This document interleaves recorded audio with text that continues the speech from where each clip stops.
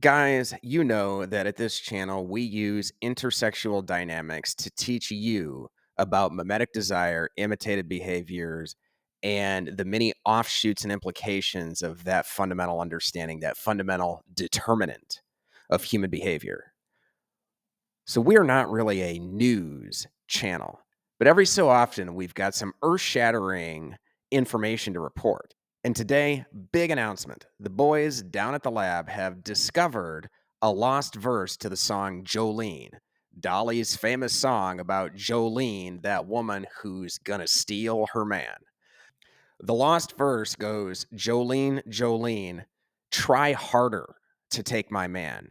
And in fact, I don't mind if you take him for a while, so long as you bring him back. We've talked about social proof before. It's this tendency that you see most commonly amongst women where they will fight over the same man. The nature of the desire triangle, as we've been discussing, is that you have a model, an object, and a subject. In this type of love triangle, the object is the man, Dolly's man, and the subject and the model here are interchangeable. They are Dolly and Jolene. One is going after the other's man. Essentially, they are competing for the same man. We're using that song, but it could stand in for any version of a love triangle.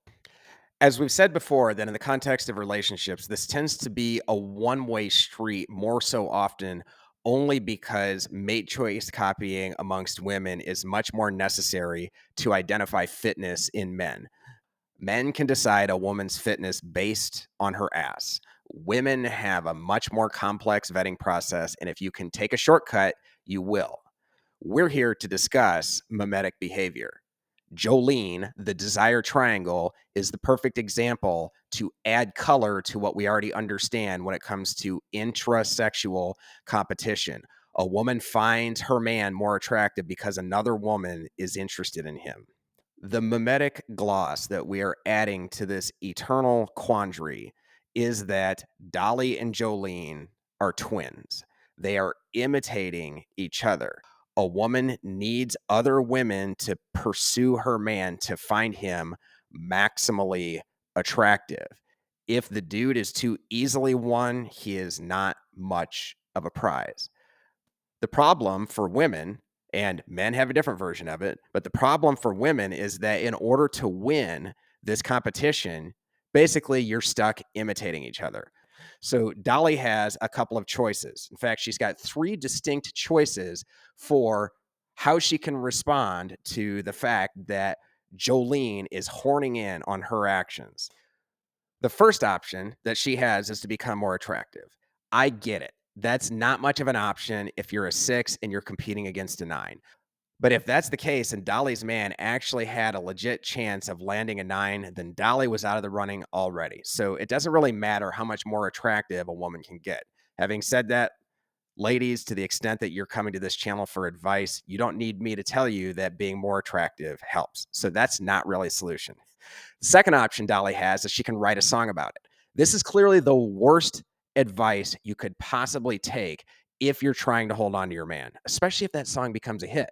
Because now, not only is Jolene still interested, but everybody else who listens to the song is going, man, Dolly must be dating a real catch. I'm being a little facetious here, but highlighting your problem with keeping your man is not really going to help you keep your man. The third option is the imitative option. It's the option that you, Dolly, are stuck with. The only thing that you can do to try to hold on to your man in the face of Jolene's attack on the sanctity of your relationship is to imitate her. And you know exactly what that means. If Jolene is going to be sexually available, Dolly has one choice: to be sexually available. Now, if you're the man in this scenario, lucky you. This is the nature of imitative behavior. This woman, Dolly, or any other woman who sees the threat of some other woman stealing her man, knows that she has a very limited number of options. In fact, it is one: imitate the same woman in making yourself sexually available. The theory of mimetic desire would hold that Dolly and Jolene, in this regard, are twins. Not only that, and this is where it gets really ironic the more you delve deep into this concept. Without Jolene, the man is worthless, in which case Dolly doesn't want him. Dolly wants her man because Jolene wants him. This is the nature of mimetic desire. This is the nature of human and animal reality when it comes to dating, sex, and relationships. And for the most part, it is unavoidable.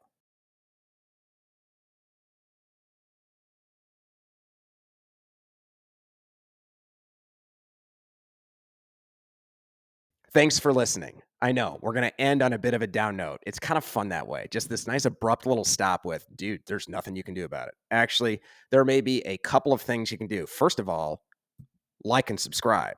Second, you men, whether you end up in this vicious cycle of mimetic reprisal, sexual reprisal or not, the value formula is always the same. Get jacked, learn game, convert your talent to clout. Whether you choose to go this route or not, that's the only thing you can do to acquire, establish, increase, and maintain your value as a man. It may result in a love triangle in your favor. It may result in a love pyramid in your favor. All we're explaining here is that the nature of dating, love, and relationships, the nature of male value, of female value is locked in this struggle where imitative behaviors are the determinant factor in how things play out.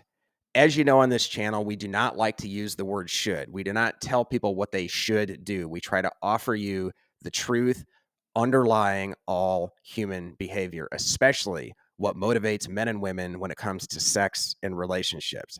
Having said that, we can tell you that if you define your life exclusively by your woman or your man, in fact, even if you define your life by women or by men, you will always be locked in this chasing of your tail. Food for thought. What we recommend is that you give your life meaning beyond just these relationships. They're important, they're central to your life, but they are not the only thing that defines your life. Take care.